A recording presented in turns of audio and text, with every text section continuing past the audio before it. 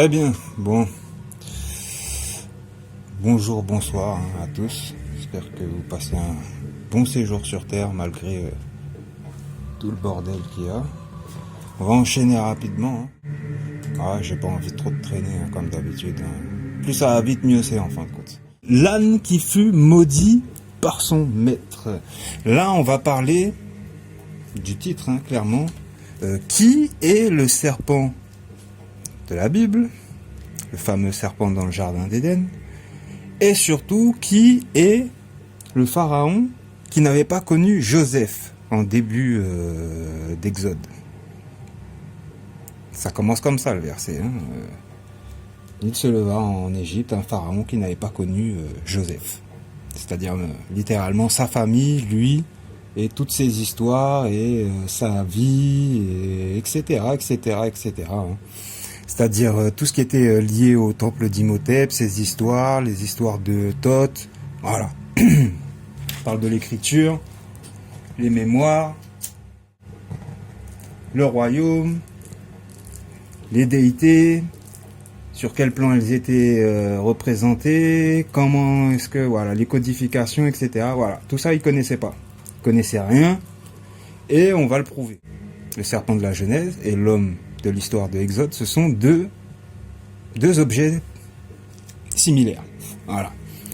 L'homme et le serpent n'est pas dissociable, c'est la même chose. Étant donné que vous avez bien vu qu'un serpent parle, un serpent n'est pas censé parler. Donc si le serpent parle, c'est qu'il y a une signification derrière. Cette signification, elle est liée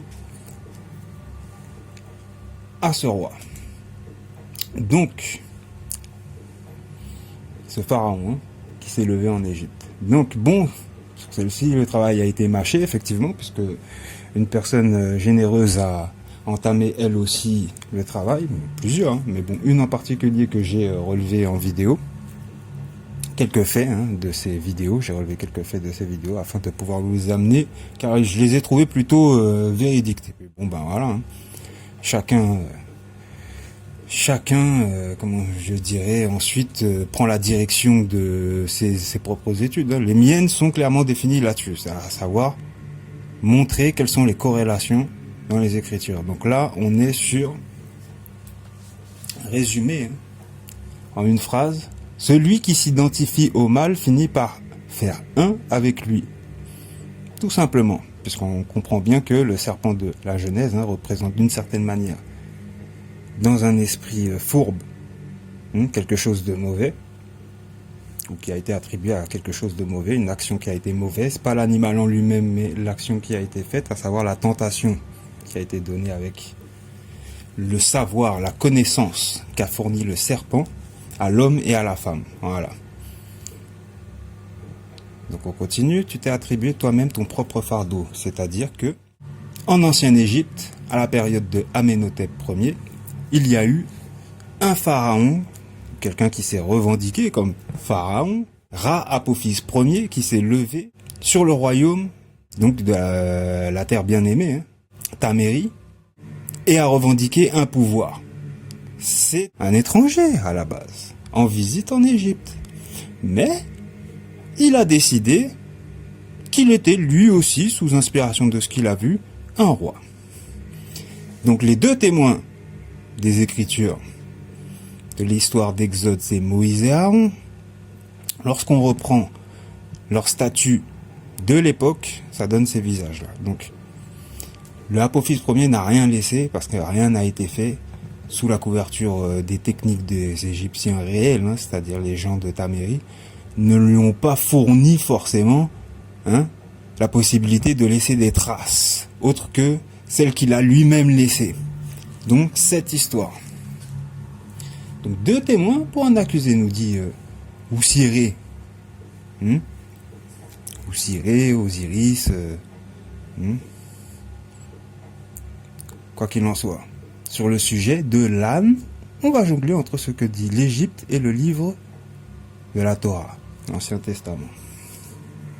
Parce qu'on voit bien que il y a une histoire de terrain, sur un terrain que ça se passe, c'est en Égypte. Donc il est logique qu'on regarde qu'est-ce qui s'est passé, quelles sont les traces qui ont été laissées en Égypte par rapport à cette histoire liée aux Hébreux, de la fameuse Torah, là, Ancien Testament.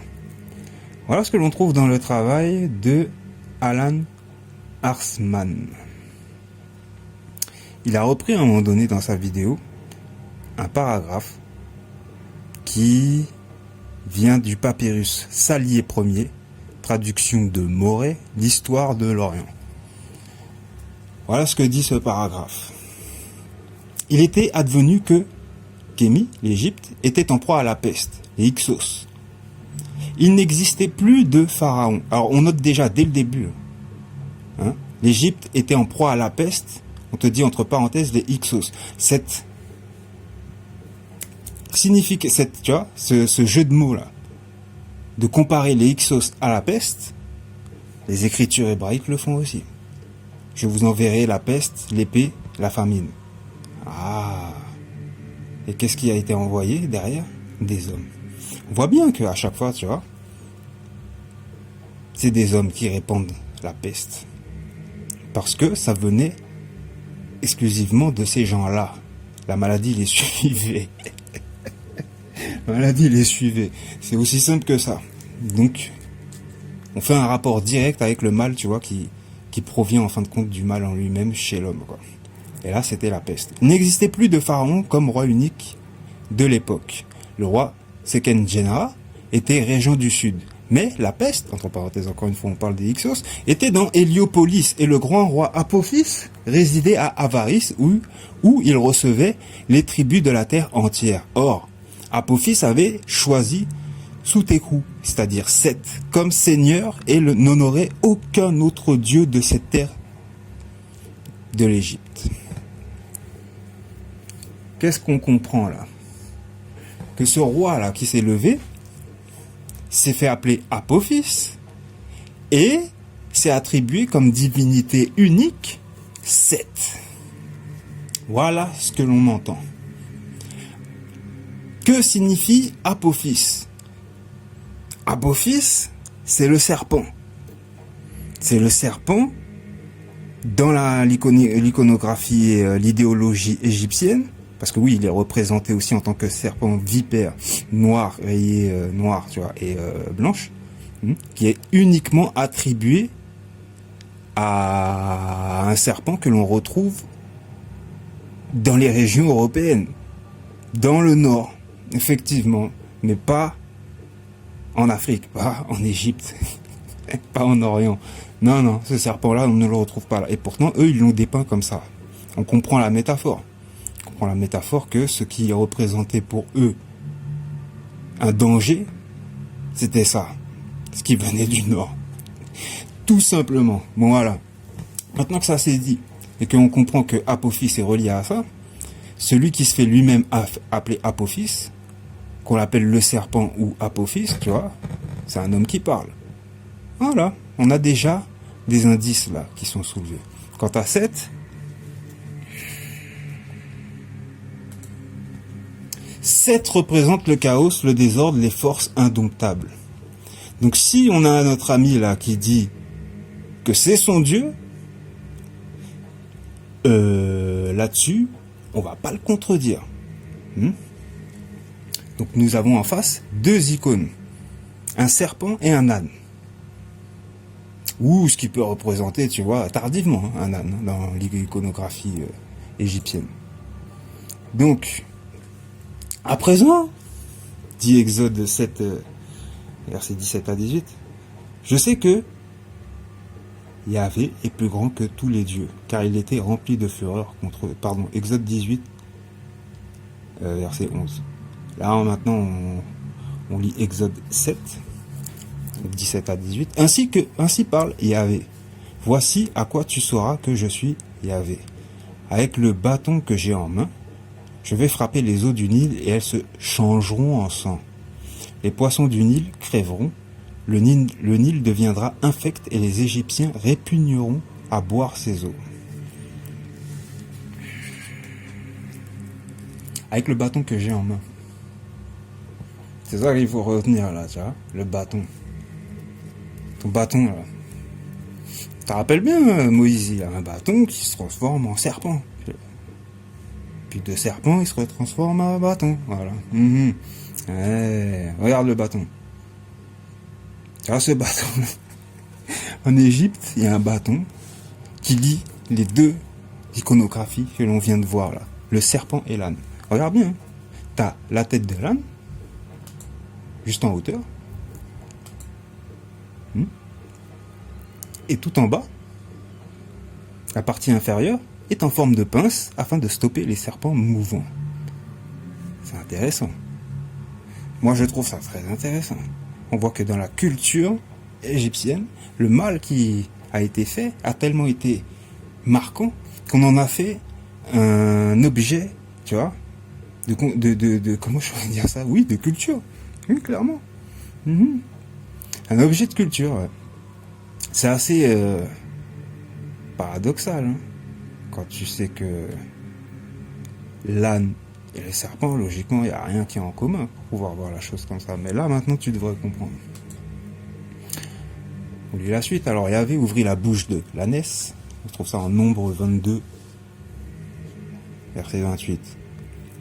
Et l'ânesse dit, « Que t'ai-je fait, dit-elle à Balaam, pour que tu m'aies battu à 3 reprises? Tu t'es joué de moi. » Tu t'es joué de moi, dit Balaam à l'ânesse. Pourquoi une ânesse? On a déjà la représentation d'un homme, tu vois, monté sur un âne, hein, qui n'est pas Jésus, c'est Balaam. C'est intéressant. Balaam, monté sur une ânesse. Et l'ânesse, elle parle. Jean 12, 12. Le lendemain, une foule nombreuse de gens, venus à la fête, ayant entendu dire que Jésus se rendait à Jérusalem, prirent des branches de palmier et allèrent au-devant de lui en criant « Hosanna, béni soit celui qui vient au nom du Seigneur, le roi d'Israël. » Jésus trouva un ânon et s'assit dessus, selon ce qui est écrit « Ne crains point, fille de Sion, voici, ton roi vient, assis sur le petit d'une ânesse. » Ses disciples ne comprirent pas d'abord ces choses. Mais lorsque Jésus eut été glorifié, ils se souvinrent qu'elles étaient écrites de lui et qu'il les avait accomplies à son égard. Tous ceux qui étaient avec Jésus quand il appela Lazare du sépulcre et le ressuscita des morts lui en rendaient témoignage. Et la foule vint au-devant de lui parce qu'elle avait appris qu'il avait fait ce miracle. Les pharisiens se dirent donc les uns aux autres, « Vous voyez que vous ne gagnez rien, voici le monde est allé auprès de lui. » Donc on retient quoi? Il y a effectivement un ânon et une ânesse. Balaam est assis sur une ânesse. Et c'est une image miroir qui te renvoie donc à ce Nouveau Testament qui a écrit sur ce personnage de qui est Jésus. Voilà. Donc, que t'ai-je fait, dit-elle à Balaam, pour que tu m'aies battu à 3 reprises? Il l'a frappé 3 fois. Il l'a frappé 3 fois. Balaam répond, tu t'es joué de moi, dit Balaam à l'ânesse. C'est-à-dire qu'il dit clairement qu'il s'est fait avoir en étant monté sur l'ânesse, en pensant, tu vois ce que je veux dire, pouvoir récupérer ce rôle de prophète. Il s'est fait écraser plusieurs fois, tu vois ce que je veux dire, sur le mur. Il y avait 2 murs entre lui, passé, tu vois ce que je veux dire, dans une petite allée avec des murs serrés. L'ânesse là, il fait s'écraser, tu vois ce que je veux dire, plusieurs fois sur le côté. Il n'a pas compris pourquoi il s'est fait maltraiter comme ça en fait. Voilà. C'est en lien avec toute notre histoire là, parce que Balaam, ça représente effectivement cette personne-là, tu vois, qui s'est pris pour Jésus là. Le rôle du type qui s'est mis sur la croix. Et donc il est en lien direct avec son ancêtre, c'est-à-dire Apophis. Parce que lui, quand tu fais la remontée de sa généalogie, ça va effectivement, tu vois, ça va effectivement jusqu'à Seth. Et son ancêtre, parce que là on est dans la codification hébraïque pour Seth, ok. Mais en ce qui concerne, comment dit-on, en Égypte, c'est Apophis. On te dira, dans la réalité, son ancêtre, c'est Apophis. Quand il s'est pris pour un roi, là, tout ça, quand il est venu en Égypte, qu'il a provoqué l'un des premiers grands mouvements d'esclavage de peuple en Égypte, c'est ce que tu dis. Il a endurci le peuple d'Israël, tu vois, de dure corvée. C'est exactement ce qui est arrivé. Il n'y a pas eu que ça, il y a eu des meurtres dans la réalité des choses, il y a eu des meurtres. Dans l'histoire, on te raconte pas, tu vois, tout au détail, mais on te fait déjà bien comprendre quel est le sujet sur lequel on appuie. C'est la servitude qu'a vécu, en fait, le peuple d'Israël en Égypte. À savoir les Égyptiens eux-mêmes convertis, tu vois, convertis aux lois de Dieu, de justice et de vérité. C'est la même chose. Que tu parles des lois de Moïse ou que tu parles des lois de la Maat, c'est comme si tu disais frères et sœurs.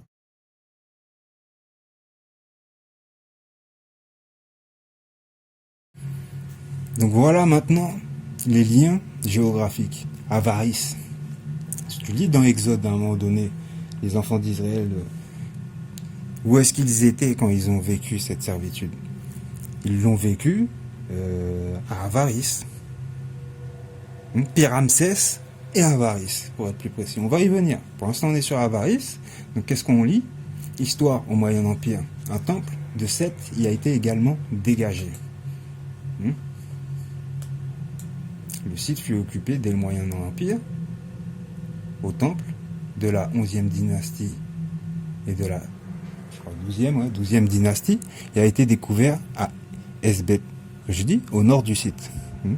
Donc un temple de Seth y a été également dégagé, tandis que la ville dite Ixos, entre parenthèses, est à chercher plus au sud, à Elmi, où une enceinte, une forteresse ont été dégagées par Manfred Bietak, je crois que c'est ce qui a marqué, qui fouille le site ainsi que celui de Pi-Ramsès. Donc Avaris, c'est la ville qui est reliée à Apophis 7. C'est là où monsieur il était. Maintenant, le lien avec Pi-Ramsès dans Exode là. Pourquoi est-ce qu'il mentionne Pi-Ramsès en plus? C'est encore un lien qui est lié, je le dis direct, à l'esclavage. Là, je le recense pour vous, ça fait déjà 2. En Égypte, là, ça fait déjà 2 fois que l'esclavage, en fait, se manifeste. Première fois de l'humanité. Et donc, je dis qu'il y a un problème. Parce que si on doit résumer réellement toute l'histoire, il y a des gens, ils vont pas aimer. Quand on va parler de déport.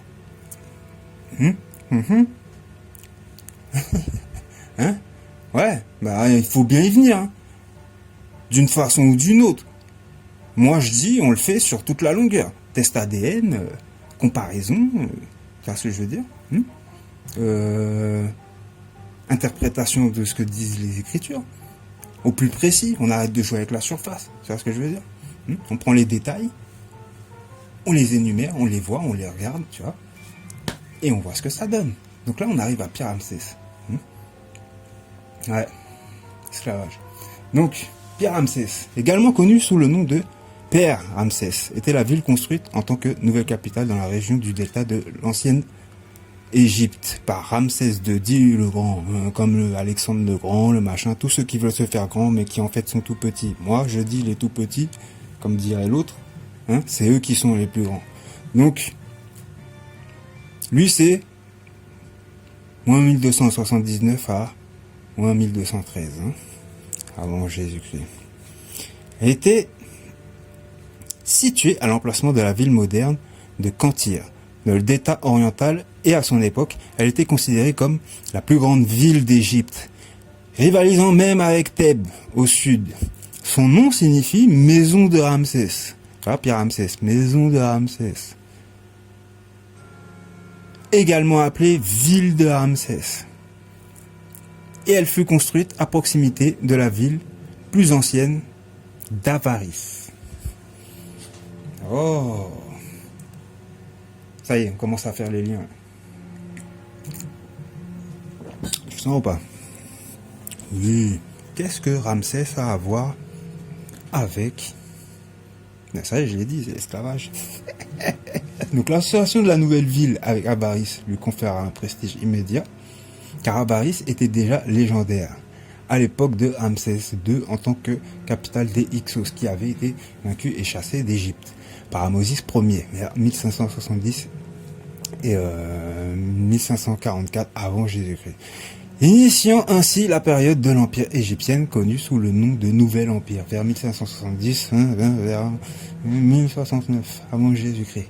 La victoire d'Amosis Ier à Avaris, qui mit fin au contrôle de l'État par les Hyksos, fut grandement respectée par les habitants du Nouvel... je crois que ça avait marqué Empire, ça a été coupé, bref. L'Égypte ne supportait pas l'esclavage, activé pratiquement uniquement par les Gréco-Romains, Arabes et Perses. Oui, à l'époque, ouais, dit Osiris. Effectivement, oui, à l'époque. Je ne cautionne en rien les actes de Ramsès II. Ah, ça c'est sûr. Ça c'est sûr, parce que lui, ce qu'il a pris comme iconographie témoin, Ramsès II, c'est Amon. Voilà. Cet homme a fait preuve de grande vanité lors de son règne. Le peuple le détestait. Quand tu lis dans l'histoire hébraïque de Exode, et puis Ramsès, et on lit directement, tu vois, avec la servitude. Avaris pareil. D'un pharaon qui n'avait pas connu, tu vois, je veux dire, la maison de Joseph. Ouais, voilà, donc ça fait déjà, tu vois, quelques détails qui commencent à parler, tu vois, que c'est quelqu'un d'étranger qui est là, en fait. Tu vois, c'est un roi étranger, effectivement, qui est en train d'asservir le peuple. En ce qui concerne Ramsès II, c'est directement venant du peuple, un homme qui s'est fait étranger en esprit par rapport au peuple.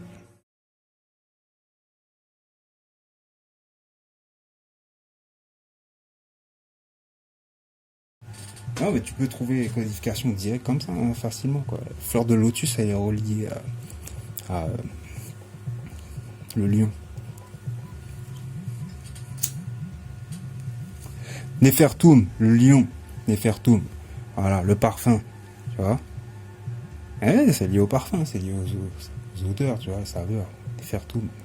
Il tient quoi dans sa main? L'œil d'Horus, l'œil de rat. Je sais pas, vérifie. Donc il y a Ra qui est là aussi, dans le coin, là, avec son œil. Ça représente quoi? L'œil, il représente Sekhmet. Et Sekhmet, elle représente quoi? Présente en fait la version énervée, si tu veux, tu vois ce que je veux dire, furieuse, de Hathor. Et c'est qui qu'on a en face là? Oh, une divinité féminine. Oh, c'est Hathor. On fait un tour comme ça là, t'as vu? Même sur le féminin. Elle est là, tu vois, et elle a les liens. Le serpent aussi, hein, elle a son lien féminin lié au serpent. C'est grand ou pas? Tu te rappelles, hein, et les plus grands, là, dans la période d'Exode, c'était qui? Moïse, Marie et Aaron. Bon. Ok. Vous voyez pas là, Aaron. Il n'y a pas Pharaon, là, ici. Là, il n'y a pas. C'est ce qu'on appelait des anges, des dieux, quoi. Des térous. Et des térous. Donc, ouais, Canaan. Canaan, c'est ça les œuvres de Canaan.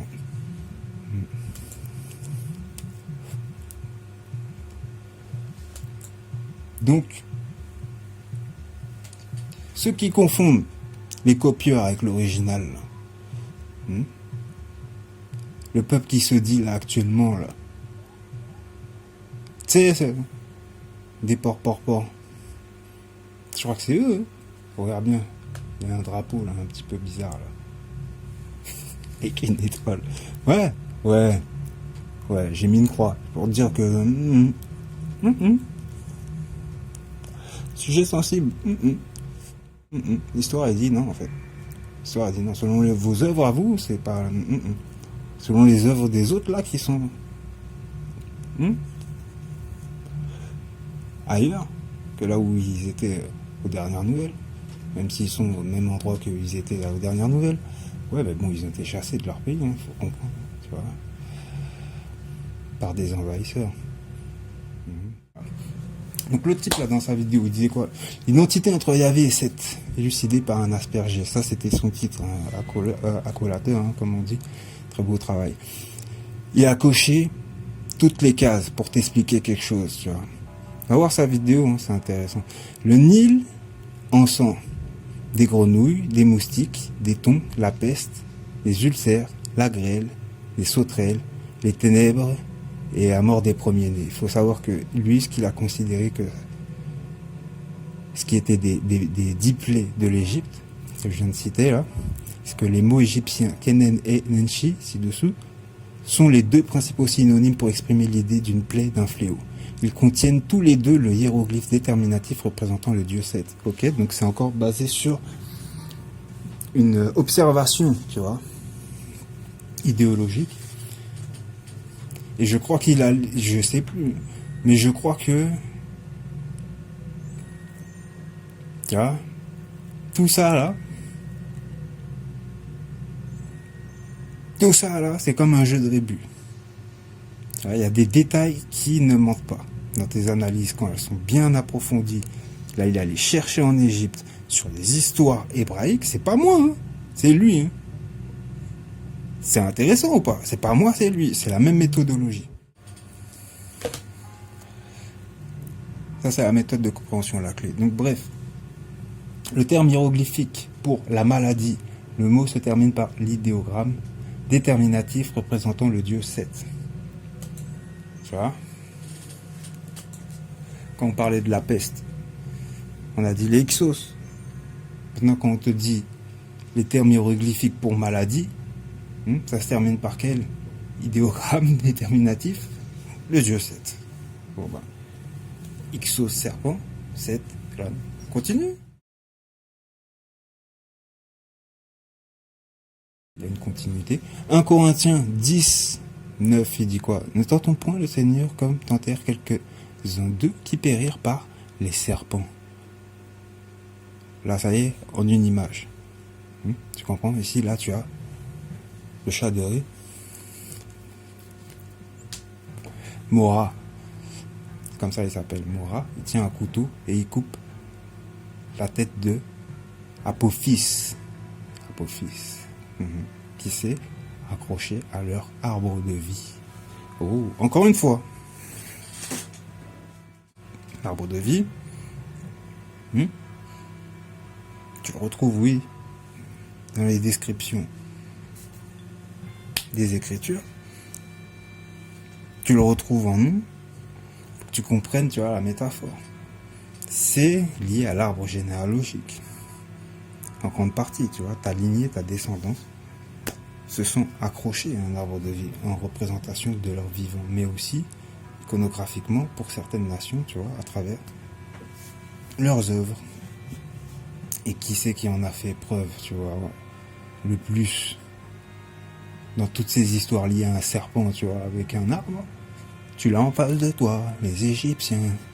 C'est tout bête. Donc, le serpent, je vous ai dit, de cette représentation là, noir et blanc, là, rayé là, avec des taches. On le trouve pas en Égypte.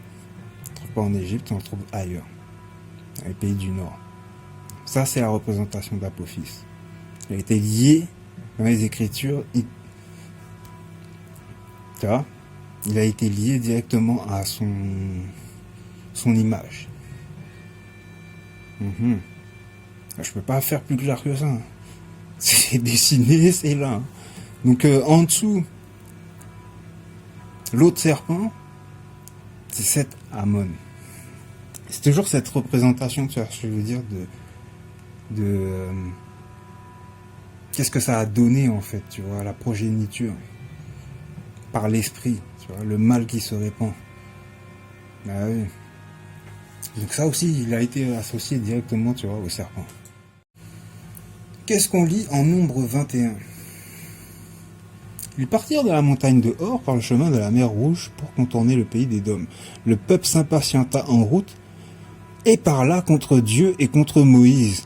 Pourquoi nous avez-vous fait monter hors d'Égypte pour que nous mourions dans le désert, car il n'y a point de pain, il n'y a point d'eau, et notre âme est dégoûtée de cette misérable nourriture.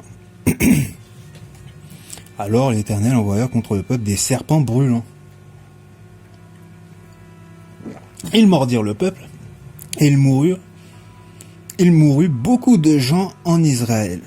Le peuple vint à Moïse et dit: nous avons péché et nous avons parlé contre l'Éternel et contre toi. Prie l'Éternel afin qu'il éloigne de nous ces serpents. Moïse pria pour le peuple. Tu vois ce qu'il y a écrit en rouge? Alors l'Éternel envoya contre le peuple des serpents brûlants. C'est quel serpent qu'il a envoyé? C'est... Qui a mordu le peuple. Tu comprends maintenant? Il mourut beaucoup de gens en Israël à cause de ces 2 serpents, tu vois, qu'on a vu juste avant. Le peuple vint à Moïse et dit: nous avons péché car nous avons parlé contre l'Éternel et contre toi. On comprend pas ton bouquin, on sait pas, tu vois, qu'est-ce que c'est, on en a marre, c'est de la merde. Non mais c'est bon, on en a tellement entendu parler, tu vois. C'est grave.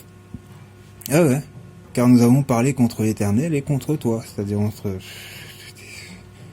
tout ce qui est arrivé, de machin, de trucs, on capte pas, quoi. Prie l'Éternel afin qu'il éloigne de nous ces serpents.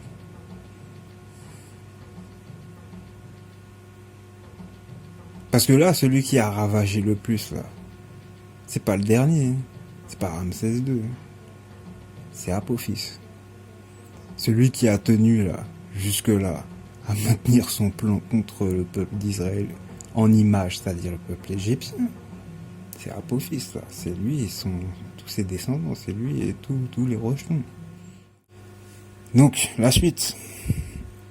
Deutéronome 8. Garde-toi d'oublier l'Éternel ton Dieu, au point de ne pas observer ses commandements, ses ordonnances et ses lois, que je te prescris aujourd'hui. Lorsque tu mangeras et te rassasieras, lorsque tu bâtiras et habiteras de belles maisons, lorsque tu verras multiplier ton gros et ton menu bétail, s'augmenter ton argent et ton or, et s'accroître tout ce qui est à toi, prends garde que ton cœur ne s'enfle et que tu n'oublies l'Éternel ton Dieu qui t'a fait sortir du pays d'Égypte, de la maison de servitude, c'est-à-dire clairement l'esclavage. Celui qui t'a fait sortir de l'esclavage, qui t'a fait marcher dans ce grand et affreux désert où il y a des serpents brûlants et des scorpions, donc des lieux arides et sans eau, tu vois, sans connaissance, et à qui fait jaillir pour toi, et qui a fait jaillir pour toi de l'eau du rocher le plus dur, qui t'a fait manger dans le désert la manne inconnue de tes pères.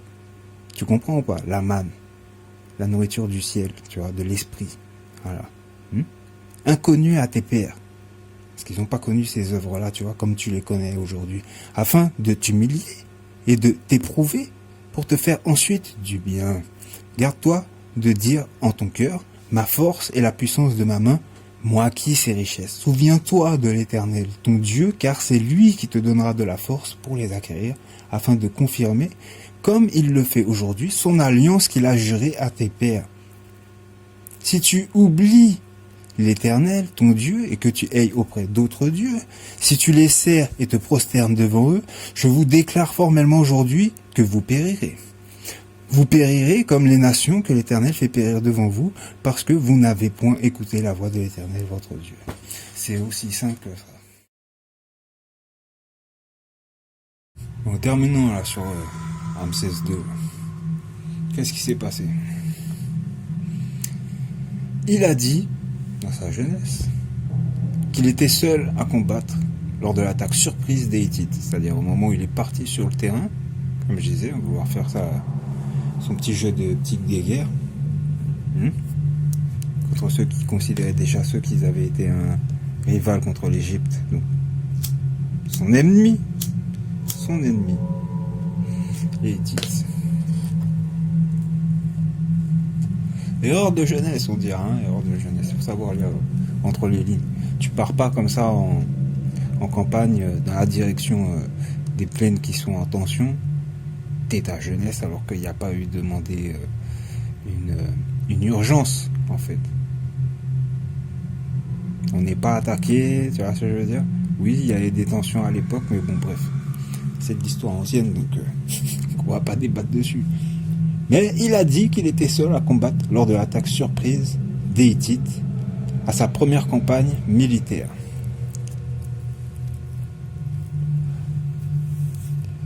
C'est un mensonge. En vérité, il était seulement apeuré et n'a pas pris compte des troupes à l'est et à l'ouest qui venaient à sa rencontre après l'intercation de plusieurs troupes ennemies les ayant encerclés avant. Ouais, parce que là, on juge en fait l'état d'esprit de l'homme en question. Pourquoi est-ce qu'il est dans la Bible? Enfin, dans les Écritures, dans l'Ancien Testament. Quand il a dit que tous ses camarades de terrain qui l'accompagnaient étaient des lâches pour avoir fui le terrain de bataille. Mensonge, encore une fois. En vérité, une troupe armée ne réagit pas comme cela, à moins d'être surpris sans avoir ordre, ayant anticipé une telle situation.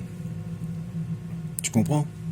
Stratégie militaire. Puisque les gens aiment bien parler de ce personnage-là comme étant un grand stratège militaire qui a appris des trucs, machin, aux gens, comment mener des batailles de manière efficace, tatati, tatata. Bah, regarde comment ça commence. Hein. Ça commençait pas comme ça glorieusement.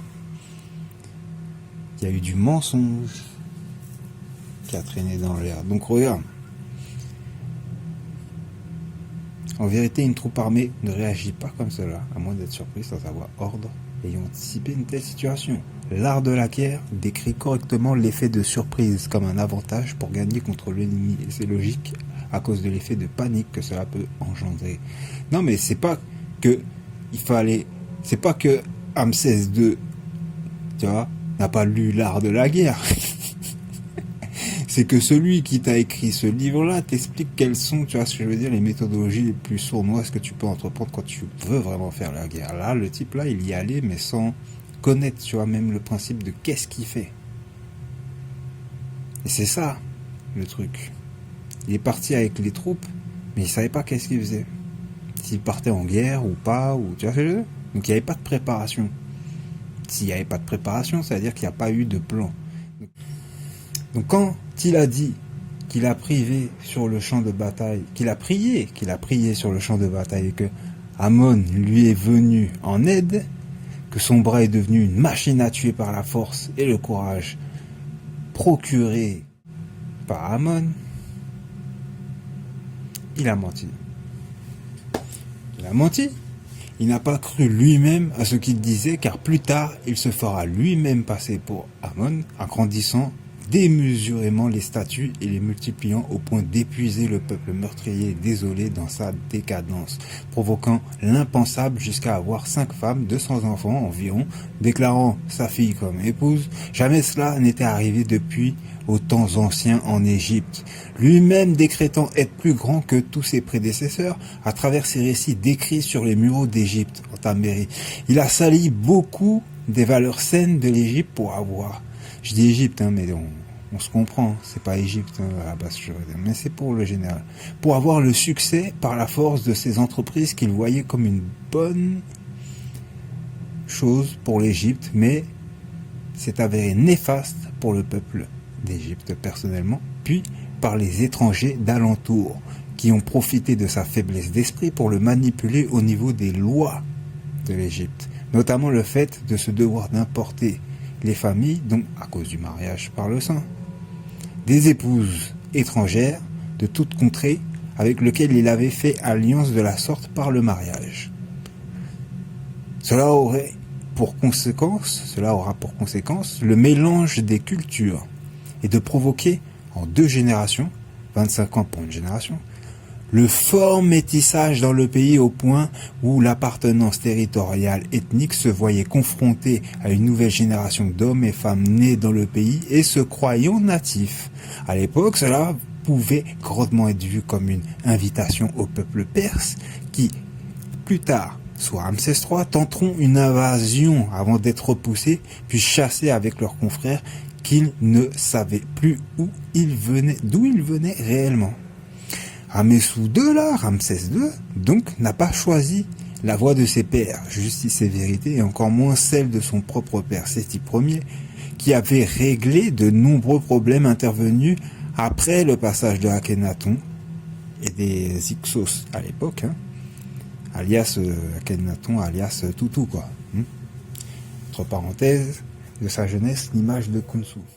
Alors ouais, c'est chiant pour la personne concernée, 17, mais veille sur ton âme. Et les quelques paroles de Ptahhotep t'auraient bien servi comme sujet d'étude avant de te lancer dans des batailles. Erreur fatale que de manquer de sagesse. Donc ouais, tout ça là, ça lui rappelle quelque chose. C'est que le fils de Ramsès II, c'est Kamwaset. K-7. K-7.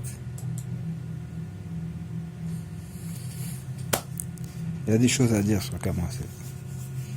Il y a des choses à dire sur K-7. C'est que c'est lui qui a été témoin de ces choses-là, de ce que a fait Ramsès II, et il les a notifiés sur ce point de vue, justice et vérité dans l'état d'esprit. Voilà. Donc le jugement de cette personne-là est venu par lui dans les Écritures.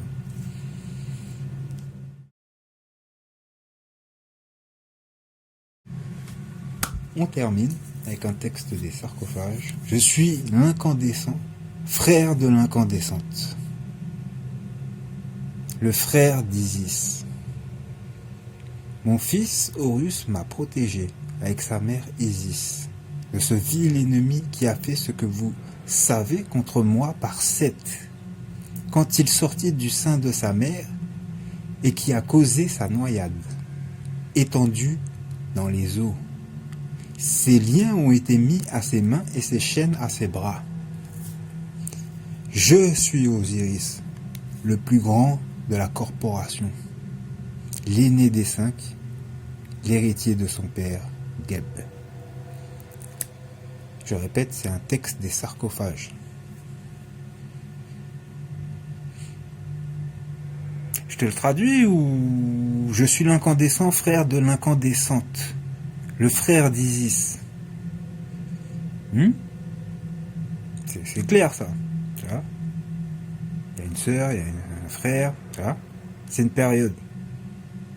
Celle de K-7. Mon fils Horus m'a protégé avec sa mère Isis de ce vil ennemi qui a fait ce que vous savez contre moi par Seth. C'est la sœur épouse Isis. Tu comprends? Sœur épouse. À cause de sa divinité, son sang divin. Non, regarde. Mon fils Horus m'a protégé avec sa mère Isis de ce vil ennemi qui a fait ce que vous savez contre moi par Seth. Tu comprends quand je te dis par Seth? En utilisant Seth, ce vil ennemi qui a fait ce que vous savez contre moi par Seth. Tu vois, t'as l'ennemi, puis t'as l'iconographie 7. Bon, bah, c'est un texte des sarcophages. Ok. Quand il sortit du sein de sa mère et qui a causé sa noyade, étendu dans les eaux. Ses mains, ses liens ont été mis à ses mains et ses chaînes à ses bras. De qui on parle? Normalement, on est censé voir que c'est... On est censé comprendre que c'est Osiris qui a subi la noyade. Là, on te dit c'est Seth. C'est l'ennemi par Seth. Quand il sortit du sein de sa mère et qui a causé sa noyade, étendu dans les eaux. C'est Apophis, hein? L'ennemi. C'est Apophis. Apophis 7. Tu comprends? C'est Apophis 7. C'est un témoignage, mais c'est pas Osiris. C'est Osiris qui... Mais de quelle période? La période d'Amenhotep. On y est ou pas? On y est. Texte des sarcophages. Ça parle du pharaon qui s'est noyé dans les eaux. Hébreu. Apophis. Apophis. Ça y est, hein, ça y est. Tu l'as là, c'était hébraïque, on voulait savoir c'était quoi la légende hébraïque. On l'a. T'as la période Apophis Ier, Amenhotep contre Amenhotep Ier, pourchassant son peuple, mort noyé. Tout est là. Tout est là. En Égypte. Qui était le serpent de la Bible? Apophis. Qui était le roi, le pharaon d'Égypte qui ne connaissait pas Joseph? Apophis. Et Ramsès II. Mais on retient surtout Apophis. L'histoire de Ramsès, c'est du réglé. Notre problème aujourd'hui, c'est Apophis. Apophis qui aujourd'hui a eu plusieurs fils et il y en a un là, il se prend pour Jésus. Donc, il veut pas rectifier ses mensonges. Là. On l'aide. Les Écritures disent c'est une prophétie. Donc, voilà. Je sais pas avoir appris quelle tournure. Il y avait des choses à dire. Sur ce, moi j'ai fini. Je passerai à un autre sujet, autre chose. Bonne soirée et bonne recherche.